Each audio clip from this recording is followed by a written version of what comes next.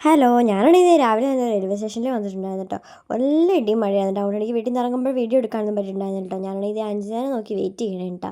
അവൾക്കും വരാൻ പറ്റുന്നുണ്ടായിരുന്നില്ല, നല്ല ഇടിയും മഴയായതുകൊണ്ട് തന്നെ. ഞാനാണെങ്കിൽ വന്ന പാടെ തന്നെ മെട്രോയുടെ അവിടെ പാർക്കിങ്ങിൽ കൊണ്ട് വണ്ടി വെച്ചിട്ട് ഞാനും ഇവളും കൂടെ നേരെ സ്റ്റേഷൻ്റെ അങ്ങോട്ടേക്ക് വന്നിട്ടുണ്ട് കേട്ടോ. ഇനിയിപ്പോൾ ഞങ്ങൾക്ക് ട്രെയിനിൽ കയറി നേരെ ഞങ്ങൾക്ക് കായംകുളത്തേക്ക് പോകണേ. അഞ്ചരയ്ക്കാണെങ്കിൽ നല്ല ഡൗട്ടായിരുന്നു കേട്ടോ. സീറ്റ് കിട്ടും എന്നുള്ളത് 10 പ്രാവശ്യം ചോദിച്ചു. പിന്നെ മിക്കപ്പോഴും രാവിലെ തന്നെ ഈ ട്രെയിനിൽ പോകണതുകൊണ്ട് എനിക്ക് നല്ല ഉറപ്പായിരുന്നു കേട്ടോ സീറ്റ് കിട്ടുമെന്നുള്ളത്. അങ്ങനെ ഞങ്ങൾ രണ്ടുപേരും ട്രെയിനിൽ കയറി. ഞങ്ങൾക്ക് രണ്ടുപേർക്കും തന്നെ വിൻഡോ സീറ്റ് തന്നെ കിട്ടിയിട്ട. അപ്പോഴാണ് അവൾക്കൊരു സമാധാനമായത്. അവൾക്ക് വിൻഡോ സീറ്റ് വേണമെന്നില്ലായിരുന്നു, സീറ്റ് എങ്ങനെയെങ്കിലും കിട്ടണമെന്നേ ഉണ്ടായിരുന്നുള്ളൂ കേട്ടോ. അങ്ങനെ ഞങ്ങൾ നേരെ കായംകുളത്തേക്ക് പോയിട്ടാ. പിന്നെ 2 മണിക്കൂറത്തെ യാത്രയ്ക്ക് ശേഷം ഞങ്ങൾ രണ്ടുകൂടെ കായംകുളത്തെത്തി. ഇവിടെ നിന്നൊരു ഓട്ടോ പിടിച്ച് അമ്മയുടെ അടുത്തേക്ക് ചെല്ലണം.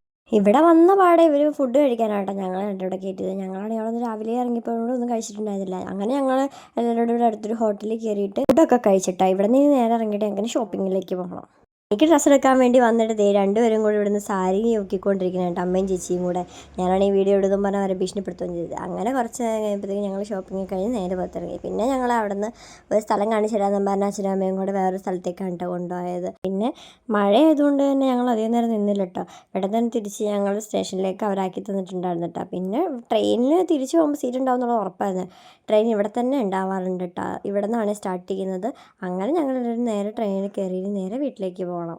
ഞങ്ങളങ്ങനെ തിരിച്ച് ഞങ്ങളുടെ സ്ഥലത്തേക്ക് തന്നെ എത്തി കേട്ടോ. വന്ന പാടെ തന്നെ ഊബറാണ് വിളിച്ചത്. ഊബറിൽ പിന്നെ 5 ഞാൻ പറഞ്ഞിട്ടുണ്ടായിരുന്നു. ഇനിയിപ്പോൾ എൻ്റെ വണ്ടി എടുത്ത് ഞാൻ വീട്ടിലേക്ക് പോകണം.